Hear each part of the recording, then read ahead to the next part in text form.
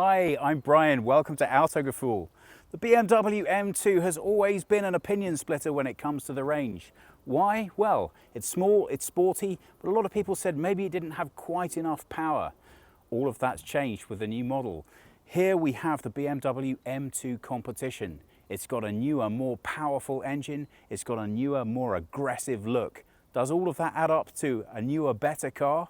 Let's take a closer look and find out.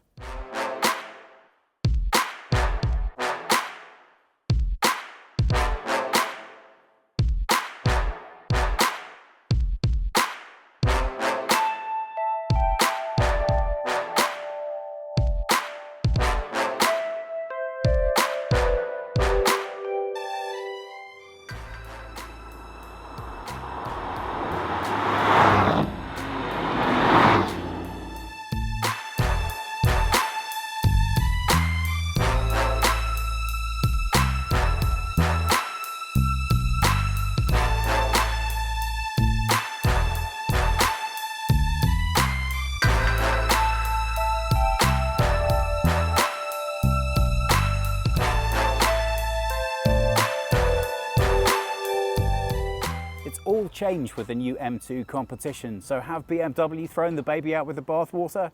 Well, in design terms, they really have pushed the language a lot further than they have previously. And there's a good reason for that. Previously, the Competition name stood for individual models that were special and stood apart. But now BMW wants very much for them to exist within their own right. And that's why we're going to see right throughout the lineup, the Competition models coming out as standard. As it relates to the M2, here we have a very specific and special bespoke color, more on that later. This piano black, completely original kidney grille. Now that's either going to be to your taste or not, but look at this. The way that that works together with this really aggressive, angular new styling on the front really forms the new face of the M2 Competition. Now this might be a bit of an opinion splitter. I have to tell you, the first time I saw this, I don't know how convinced I was.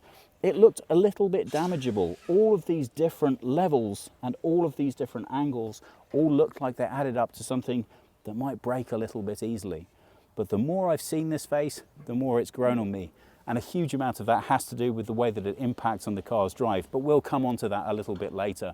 Meanwhile, what it does mean is that we have a much increased air intake and a new cooling system. But if Michelle comes a little bit closer, he's going to have to get up for that. We can take a look here. And one of the things that this change has made is that even if you're sitting in dark lighting, you now can see right through into the radiator and the cooling system. Again, that could be a bit of a taste divider. I think it looks very stylish, but I am a little bit worried about the implication in terms of things coming up off the road and damaging your radiator. And as we can see on our car, more than a few things have already done that. So we're going to see if we can find out from an expert a little bit later on whether there are plans to fit a grille behind here. I think it'll be interesting to see. But in the meantime, this adds up to a very modern, very stylish, very bold front end for this car. And it all says, hello, I've arrived. Coming through to the side of the car, that bold styling continues. Now there are two brand new exclusive colors for this model. That's either going to be sunset orange or, as we're featuring here, Hockenheim silver. And that is a dynamic color, which means that it does change slightly in appearance depending on the sunlight. Well, let's take a look at this. These are bespoke and brand new 19-inch wheels, and they fit perfectly with the aggressive styling of this car. As we come slightly further back, we can of course see the M2 logo hard on into the flank, and look at these wing mirror details. Really stylish, really special. They really add to the flair of the car. This lovely swooping roofline that we like so very much from coupes has been kept more or less unmessed around with, but it doesn't take away from the bold statement that this car makes. Now, at first glance, you might be thinking to yourself, is this a touch too aggressive for a car that's this size? Well, once you've driven it, the styling makes a whole lot more sense. And although you clearly don't have to drive it quite as aggressively as the appearance might suggest, it's really not a bad idea. Coming through to the rear of the car is where all of that design ties together for me and really makes sense. It's not easy making a car look small and aggressive and stylish without overdoing any one of those elements. But look at the way this roofline comes down. We have a lovely discreet lip on this boot. Not too much, just enough. And given the big width of this thing, in order to give it the maximum amount of position on the road, they've done a nice job of not making it too overblown whatsoever. Again, we have a nice subtle M2 Competition branding logo here. And if we come right down to the bottom, we can see these exhaust ports.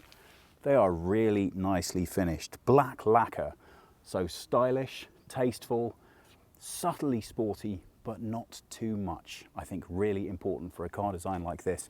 The way that that aggressive styling folds right through into the back means that you don't have any visual break-in detail. And that's going to be important when one of these is whistling past you on the Autobahn. Now, of course, it is a coupe, so is there any room to store anything in the rear of this? Well, let's take a look. Well, first of all, I think it's worth, I'm going to get Michelle to back up again just so I can show you that detail on the boot one more time. I really like this styling detail, the way that the boot's been cut into the lights. I think that's one of those design features that's going to reward you every time you open up that back. It just looks and feels right. And as for the boot itself, well, what you're looking at is 390 litres of load space. And for a coupe, I think that that's pleasantly more than sufficient. We lift up this flap below, we can see where the car's battery is now. Obviously, equal weight distribution is a very important part of BMW's history. So we were hardly expecting to be looking back there at a subwoofer, but it's nice to be able to see where various bits of the equipment have been placed. And I think you can agree with me, there really is plenty of room back here to fit more than everything that you're likely to want to fit in there. And as Michelle's just showing you now, there are also catches whereby we can fold down the rear seats in order to accommodate something that's just a little bit larger. Here we go. And that back seat folds pretty much flat. So what that means is, and I have no earthly idea why you'd want to, but if moving things around in this car because it's your only car is a necessity, at least you have the option to do it. And the fold flat is actually very nice back here because these seats are comfortable to sit in, but they still allow you to get maximum load space in the back when you want it.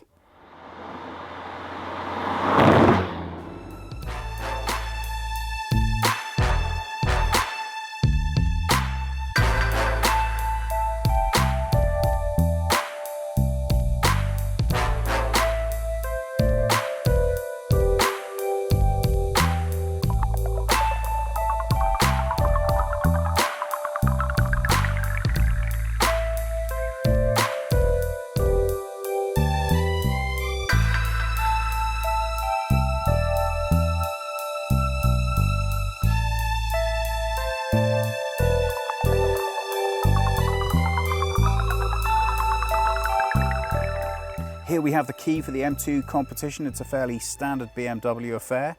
Let's take a look inside and see what's happening. Well, first thing to notice is obviously these frameless windows. They're obviously pretty standard for the coupe style design. They look and they respond really nicely. Coming slightly further down, we can really get our first flavor as to how this car has been updated. It's a really nice, discreet mix of materials. They all feel extremely high quality and well put together. And look at this. I like the way that carbon fiber has been subtly included within the design of the door. It's a really nice flowing design, but it also lets you know quite what the sports intention of this car are. Happy to see that even though it's a sporty car, we still have good storage within the door pocket. That does come in handy. Yes, I know, it's not your first concern with a sports car, but it's always good to find it there. As we come slightly further up to the car, we can see the inset badge on the door still that lets us know exactly what it is we're climbing into. Talking of which, let's climb in and have a feel. Okay, so I am 5'10" or 178 centimeters in height. I don't have the most headroom in the world, but come on, let's be honest, I wasn't really expecting to. I do have a particularly long torso, so I would say that this car is going to feel fine and comfortable for anyone up to around about 6'1". Beyond that, you might want to check. You can lower the seat, but at the moment this is as low as the seat goes, so there's not a huge amount of room for variability there. Now, the first thing I want to mention is these seats. These are the optional special bucket seats, and they are very, very good at holding you in. But if you're a slightly bigger person, as I am, then you will notice that you do feel quite snug. Now, what's really nice is the more you drive this car, the more comfortable the seat feels to you. So although on first feeling, when you sit in the car, you might think, "Ooh, that's a bit cozy," trust me, you will get used to it. And you are really going to appreciate the benefit of that design once you start driving this car the way that it's supposed to be driven. Slightly further back, if Michelle can show you here, we have a logo inset into the seat. Again, the M2 styling right throughout this car carries right the way through. They really want to make sure that you don't forget what it is you're sitting in. Looking at the cockpit in general, well, we have a fairly nice layout of the instruments. Let me switch the car on so you can see everything come to life.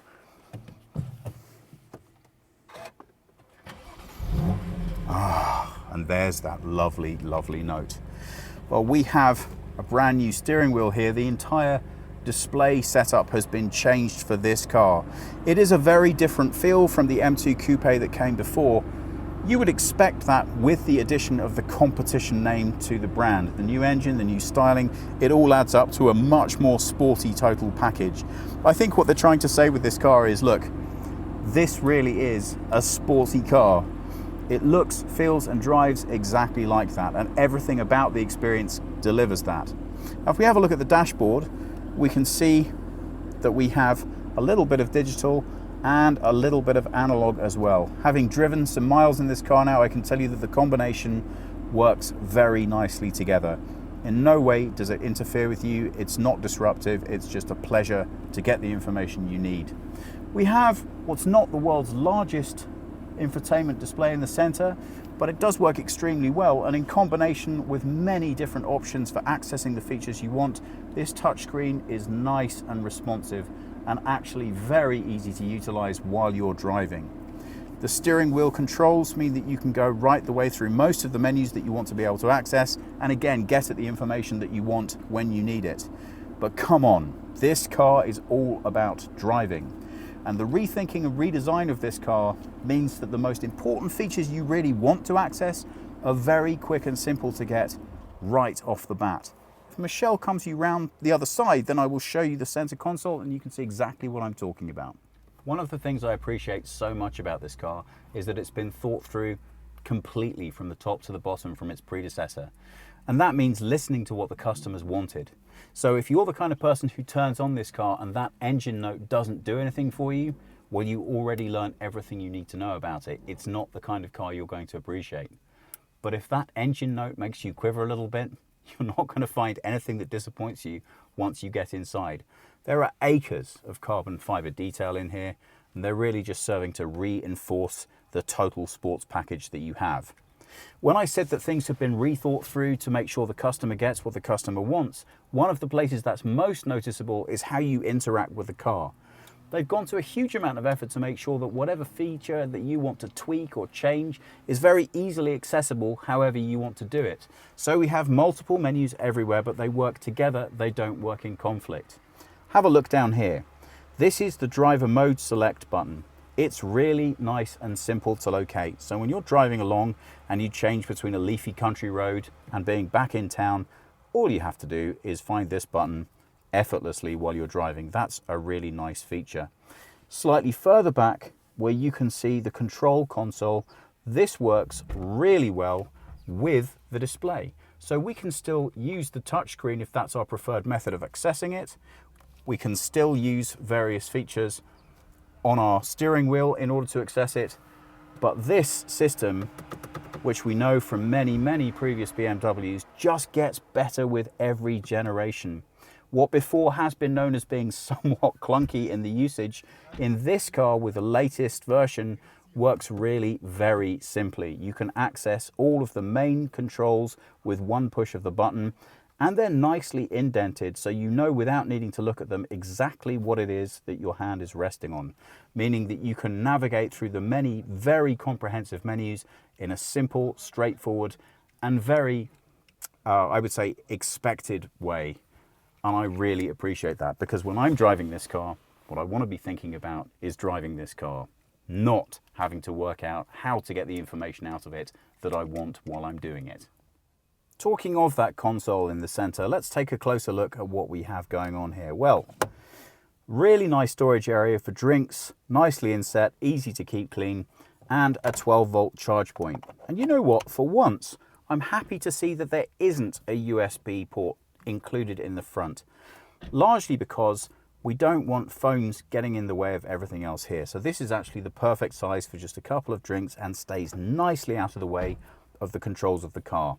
Coming back slightly further, we have a microfiber finish on the gear knob, which is really, really nice. And I just want to talk to you a little bit about this. If you can see, Michelle is showing you the top of the gear layout here.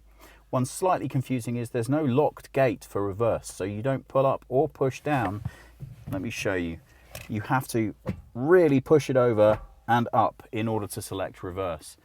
Now that might seem like a bit of a faff, but obviously it's inherently a safety feature to make sure that you don't access it by mistake. But as we've been filming today, it has been noticeable that it's not the most natural selection process in the world. I am sure, as with the rest of the features of the car, the more you drive this, the easier that's going to get. So we have the same microfiber finish on the handbrake, and this is the storage area. Well, I think that's more than respectable for a coupe. As you can see, this is where the USB charge point is located, and here is where your phone would naturally sit. So in terms of storing stuff in this car, I think you're mostly going to be looking at the glove box. Michelle said we didn't need to show it. Come on, you know my thing for glove boxes. Let's have a quick look, Michelle. So, reasonably speaking, that's not the biggest storage area in the world, but come on, it's a coupe. What do you want? This car is about driving. You've got plenty of room there just to keep the stuff you need to store, and make sure that there's no room for additional clutter, because after all, the only things that should be in this car are things that are going to help your experience be even better. So I know it's always a little redundant to talk about the rear space in a coupe, but for once, I am really happy to be able to show you the functionality of a manual seat, not an electronic one. Just look how quick and simple that is. I really often confused why more manufacturers don't just stick to the manual system rather than fitting the electronic. But once we get back here, it's always the question, can you really travel in the back of one of these things? Well, let's find out. Okay, so I think that didn't come back fully. Goodness. Well, look at that. I actually have quite a lot of legroom back here. Now, okay, I've been killed in headroom terms, but I would expect to be. Again, 178 centimeters, 5'10" in height. Yeah, but really, who's the back of this car for? Come on. If I needed to go anywhere in this car, I'm still going to be plenty enough comfortable, but these seats are designed to be able to drive fast. These, not so much. So this is definitely for when you want to pop into town and pop some people back here, maybe go out with some friends. But as far as the full driving experience, no. That said, I'm very happy to see the quality that the rear's been finished with. Look at this detail. We still have the M logo up in the seat, and we still have a very pleasant, high quality environment back here. And I think that's really important, because whether or not you're standardly going to have passengers back here, you still want it to resonate with the same quality that the rest of the car does. And I'm happy to say it certainly achieves that.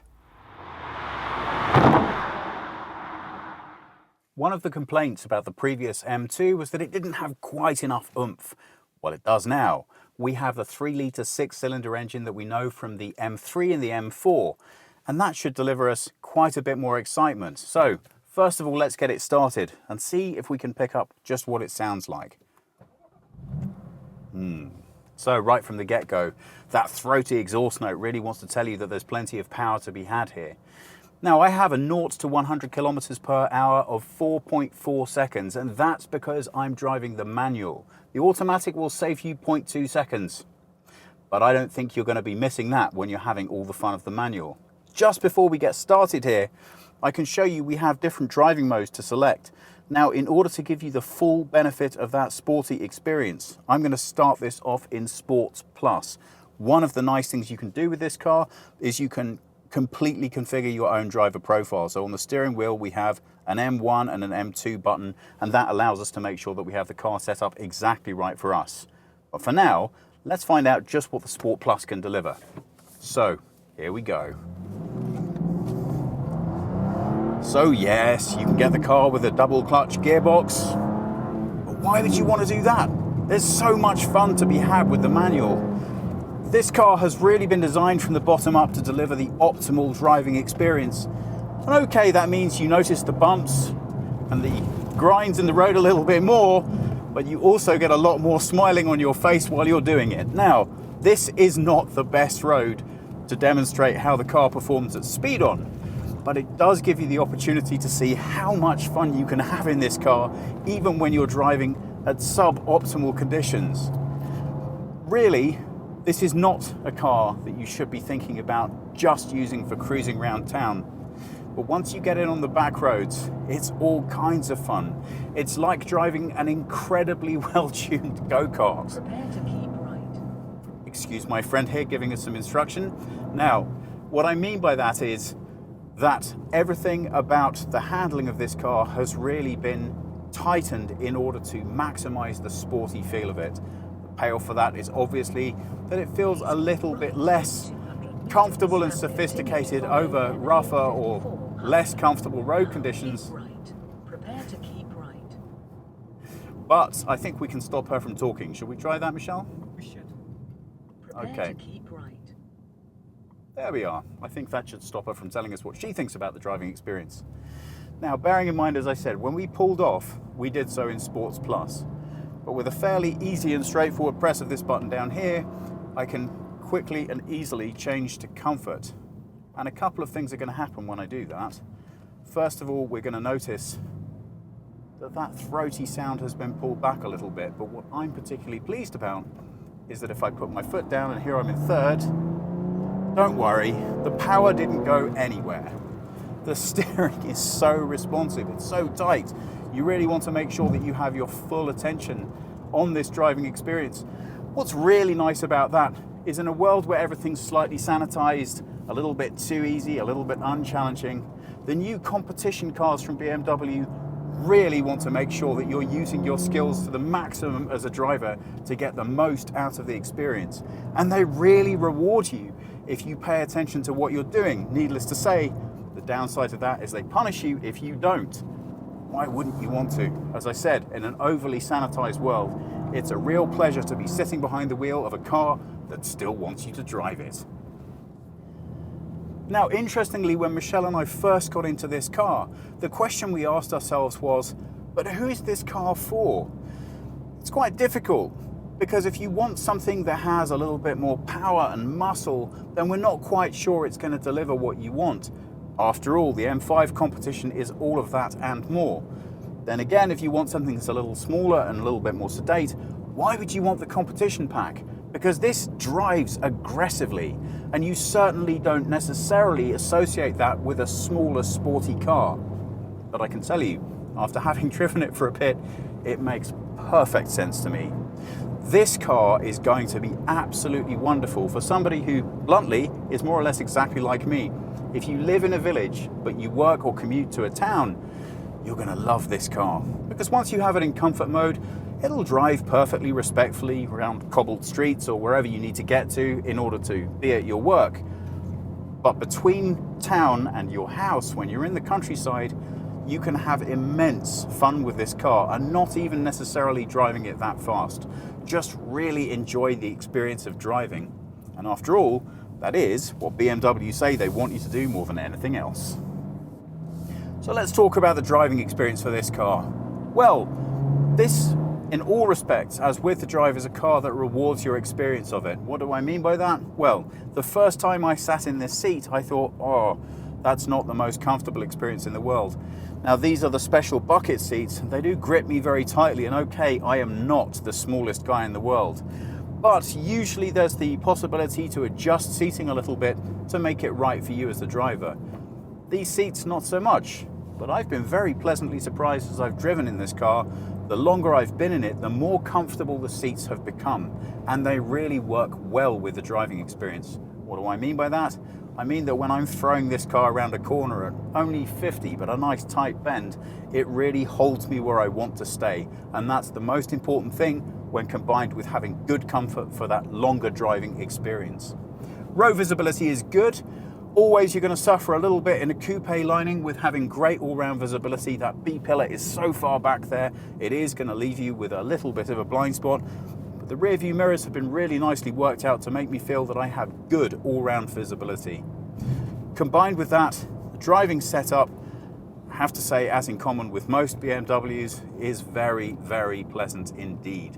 Now, you can get this car, as I already said, as dual clutch automatic, but why would you? This car is all about fun, and the Gearbox delivers more than enough of that. One small gripe, in our limited experience so far, it can be a little bit challenging getting reverse. The reason for that is there is no locking mechanism on the gate. You just really have to ram that gear stick over on the left-hand side and shove it up to make sure you're in reverse and not first. That takes a little while to get used to, but ultimately it's not that much of a problem. Steering wheel is fantastic. It's very well located. It's very nice. Here we have leather finish. We have really nicely positioned controls. Very accessible, very easy to use. I like this mixture of digital display with analog appearance. So even though I have a fully digital cockpit, it still makes me feel a little bit nostalgic for those dials that I like so much. In the center, we have our infotainment screen. It's not too big. I guess my one criticism of the finish here is it does look as if they've tried to cram an awful lot into a comparatively small space. Problem with that is it's a little bit visually arresting the first time you get in the car, but if you take one of these out for a test drive, I would recommend that you don't pay too much attention to that, because this car is all about the drive, and the longer you own it, the more used to all of this you will get. And in keeping with most BMW driving experiences, the controls are nicely laid out, easy to access, and they do exactly what you need them to do. So let's have a talk about the most important thing in this car, and that, of course, is the drive. Well, I think it's a little bit redundant to point out that there's no point buying a competition unless the driving experience is really what you want. So the things that you get associated with that are the downsides, the slightly less smooth road feel, the slightly increased cabin noise. Come on. If those things bother you, you're not going to be buying this car to begin with. And that's what you need to experience if you want to get the most out of the driving experience. Now, we have 440 horsepower in this engine, and that translates to 550 Newton meters of torque.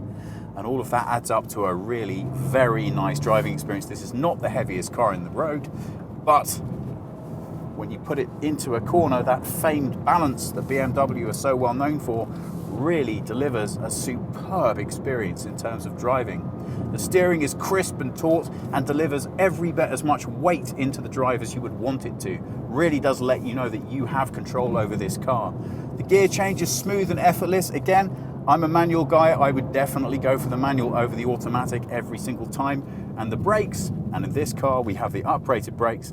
That means we have 6 pistons in the front, optional 400mm brakes in the back. That's 4 calipers, 4 pistons, and 380mm discs deliver a superb performance on the road.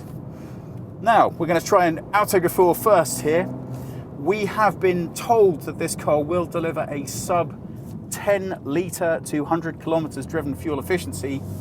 I need to pay my full attention to what I'm doing on the road here. So Michelle is going to show us how wonderful he is with the infotainment system by cycling through and giving us a figure for exactly how we're performing so far. 13.5 litres. Okay, so at the moment we're 13.5. When we return to the racetrack, when we can really see what this car can do, we'll give you a better update. But I think real world driving, you should be able to expect between 11 and 10. Because let's be honest, although you can achieve better fuel efficiency on this car, why would you want to? This car is to be driven. And that means getting the most fun out of it that you can possibly have. Top speed on this car comes in at 250 kilometers per hour, but you can get the driver's pack and that will extend that top range to about 280. Well, the car that we're driving has that extension given to it. We are not likely to be seeing speeds anything close to approaching that on these back roads, but we might see something a little bit faster later on when we take it out on the track. Now we've had the chance to take it out on the road and have a little drive, let's see what's powering this thing. Prop-free bonnet, always like that. Well, first thing to point out here is the lack of sound deadening on the bonnet. Now, I don't know if that's because we're pre-production, but it does go a long way to explaining why the noise that we hear from that engine is so sweet when we turn it on. So we'll see if we can find an expert to ask about that a little later. Let's look further down. Well, this is the M3, M4 engine that we know and love so much. That is a 3-litre 6-cylinder beast, giving you 410 horsepower or 550 Newton meters of torque. Well, with all that extra power, we're going to need a little bit more torsional stiffness, and that has been produced by this brand new carbon fiber engine strut. Now look at that. That's really going to add a lot of stiffness to the chassis without adding a lot of weight. So we can really feel the benefit of that when we drive. This engine is going to give you a top speed of 250 kilometers per hour, but if you get the driver's package, you can extend that all the way to 280. It's really nice to see how the space has been utilized here. This is not a massive car, and I think it's fair to say there really isn't a spare inch of this bay that hasn't got full use of nice, big, powerful engine in it.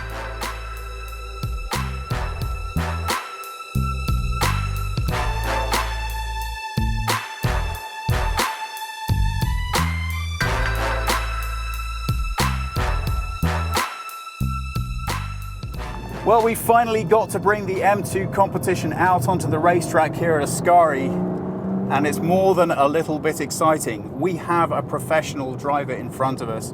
Unfortunately, he's watching everything I do like a hawk and managing to make sure that I don't do anything too silly. Well, the first thing to mention about this car is quite how exhilarating the drive is. You have the majority of the power going to the rear wheels, and even with all of the safety systems fully switched on, you're under no illusion of quite how much power that is. It's really absolutely a joy to drive on the track. I think like most rear-wheel drive cars, it really rewards good driving and it punishes you if you make a mistake. Well, haven't made any so far. Let's hope that continues. We're driving in Sports Plus at the moment, and as you can hear, the engine has a really sweet note to it. The driving is really crisp and responsive. The handling of this car is excellent. You have tautness just where you want it. A little bit of understeer, but that's what gives the car its fun driving characteristic. It just makes so much fun to come into these bends and really feel that power coming out. Our lead car, obviously, this is laughably slow for the professional driver that he is, but we're still managing to get an awful lot of enjoyment out of our experience. Michelle hasn't managed to be sick yet so far, which I think is a good thing. And the track conditions here are perfect. It's a lovely track. It's a lovely track, says Michelle.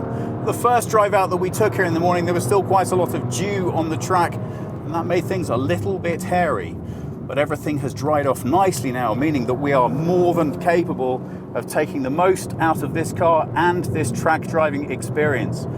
Well, it's always a pleasure to be able to take a race car out on a racetrack because you absolutely get the full experience of quite what the engineers intended with the design of the vehicle. And that's certainly the case with the M2 Competition. The manual gearbox really comes into its own. And as you power down through the straight and look for that sweet spot, through the apex bends, chicane, I'm having a bit too much fun to talk easily, then you get that lovely balance of the car. And we're just sitting in the right place between control and power.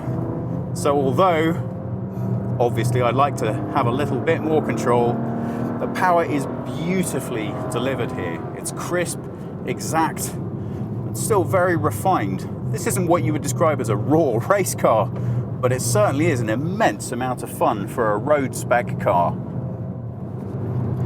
So let's talk about the handling again, just a little bit more. Well, I think most people would agree the most fun you can standardly have is going to be with a rear-wheel drive car. There we go. Oh, lovely. Squeeze straight onto that power and come through that bend. But all of that power does come at something of a bit of a price, and that means that your control has to be a lot more precise. Now, it's a fair point worth mentioning that even though this BMW does come with the ability to switch off those traction control systems, they've put a staggering amount of effort into making it so much fun with them all switched on that you really don't need to.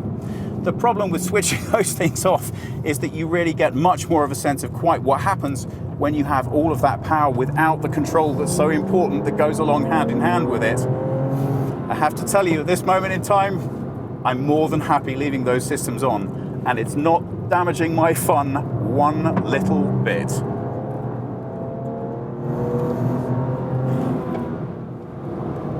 All right, here we go. Let's see if I can take this a little bit more cleanly than last time. And up we go through the cones. I must admit, it does feel a little bit like cheating having a professional in front of me, but it does make it so fun. I'm aware that this is very much a boring everyday lap for him, but it feels pretty great to me. How are you doing, Michelle? Lunch still where it's supposed to be? Yes, it is. Just. Good. I love this track.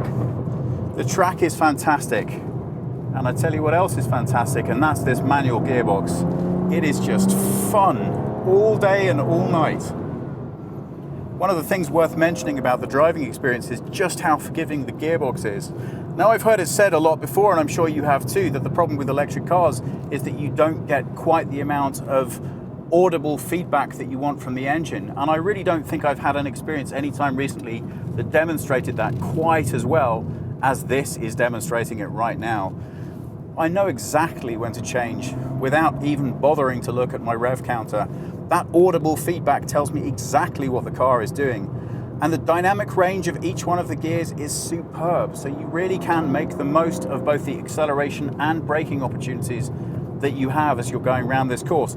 Now we're going a little bit slower now, and that's because our driver in front knows that we want to do a little bit of filming, but we haven't been able to hear a word of advice or probably criticism of my driving that he's made ever since we left the pit lane. So I'm hoping we'll be able to pull back into the pits without him scowling at me and saying, man, that was a terrible job.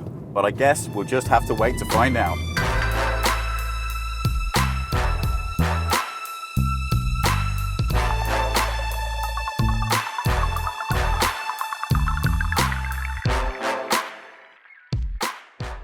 Let's have a quick chat about pricing. Well, the base model comes in at €61,900, and that's around about €2,000 more than the predecessor, but you are getting an awful lot more for that money.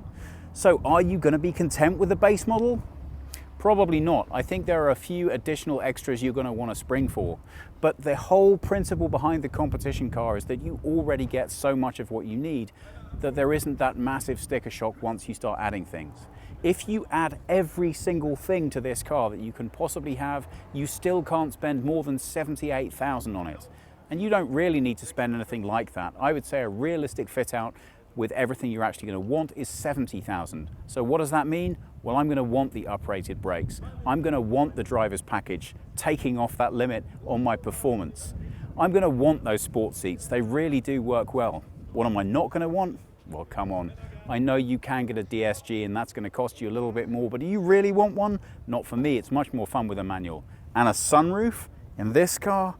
I don't think so. I want to keep my center of gravity as low as possible. And for that, I don't want the extra weight. You already, in German markets, get the sat-nav built in, baked into that price, so you don't have to worry about paying more for that. So honestly, I think at $70,000, you are all done spending money. And that really is an awful lot of car for not so much.